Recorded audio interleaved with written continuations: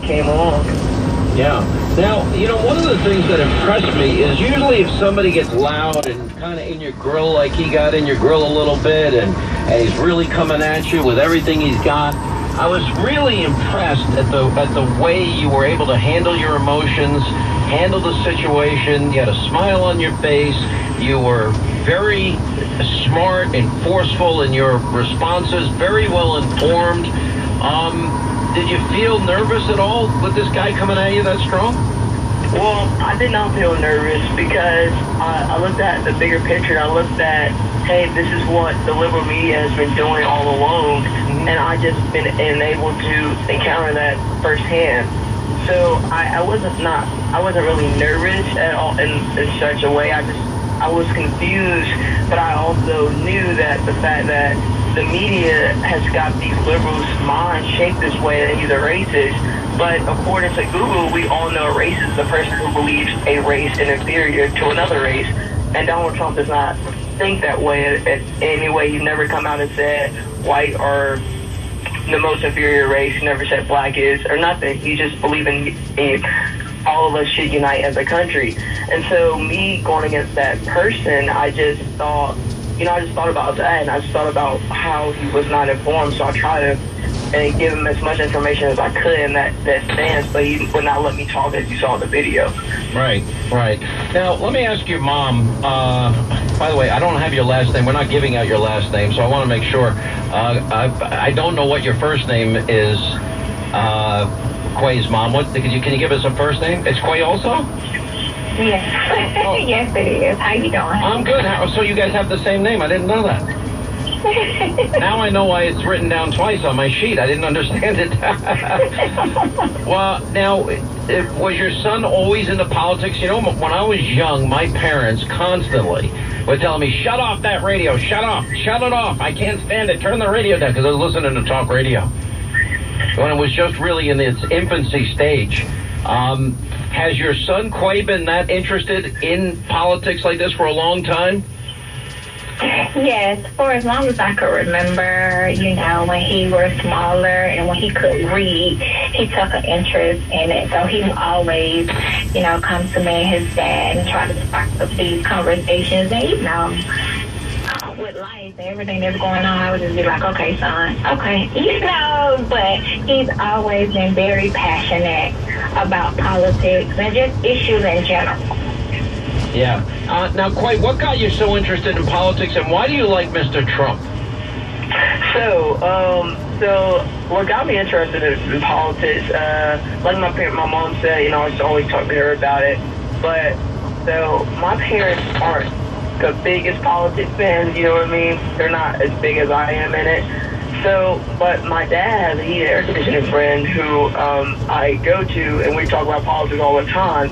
And we've been talking about politics as long as I can remember. And so as we talk about politics, he's a Republican himself. And so we would just talk about it, and we'll just go at it, and we'll just debate. We just talk about facts. We'll talk about issues like guns, etc., ISIS. And so that's basically what, I guess, the engine to how I became politics. And I just go to the mall and stuff and go out and just go. Now, do a lot of your friends agree with you, or do you end up, you know, debating them on the issue of Donald Trump?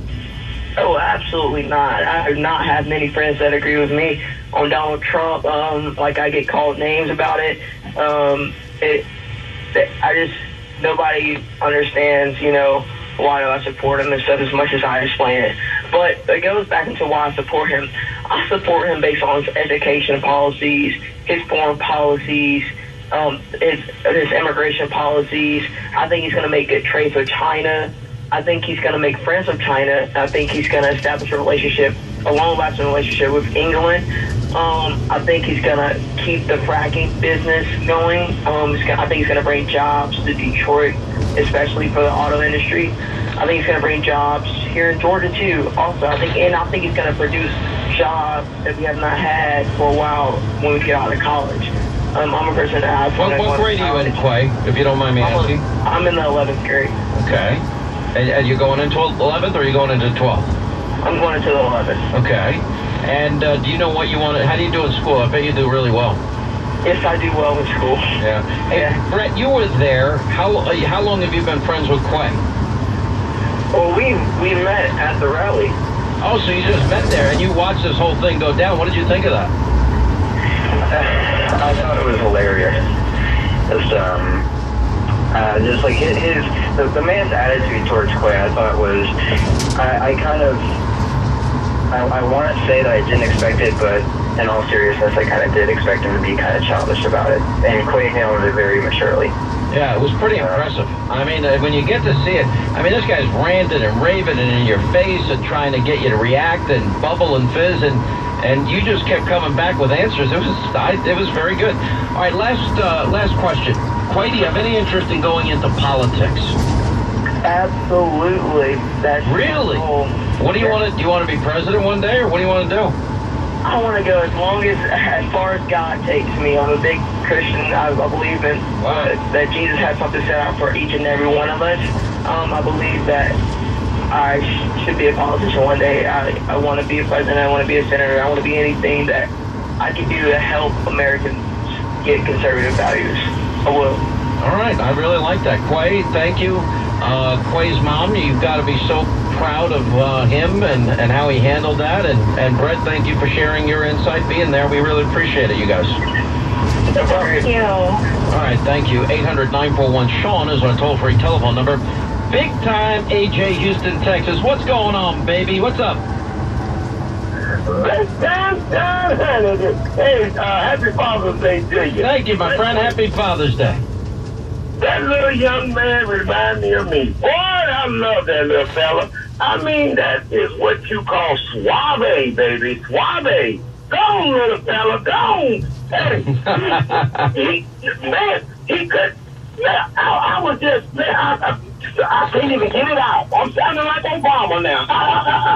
I can't get it out, son. That young man, oh my God. Hey, the youth, we still got some youth out there that's got it, baby. We still got some out there. All of them ain't done. Hey, Sean, that young man, the parents ought to be proud of him. That guy couldn't come up with no answers. That young man just took him down like a bad habit. I mean, that was so sweet to see what that young man did. Lord, and he got God on the mind as well. Love that young man, baby. Hey, Sean, we quick, Republicans, y'all better get on board, because we out here mad as heck at y'all. Y'all ain't fighting, you ain't doing nothing, and we trying to tell you, idiots, and you still want to backstab us. You backstabbers what? We ain't taking no more backstabbing, Big Time, Sean. Hey, they better wake up and smell the coffee, baby. Love that young man, baby. Go, Big Quay. All right, Big Time. Thank you, buddy. Appreciate it. 800-941-SEAN. Really quick, Johnny G, he's with Tommy James and the Shondells. He's their lead guitarist. How are you, my friend? What's going on, Johnny G? We don't have a lot of time, though.